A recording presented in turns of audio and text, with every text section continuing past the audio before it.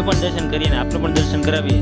Video પસંદ આવે તો કોમેન્ટમાં જય માં મેલડી જરૂર લખજો। તમારા સગા સંબંધીઓને વિડીયો શેર કરજો। વિડીયોમાં બન્યા રહેજો। જય માં મેલડી।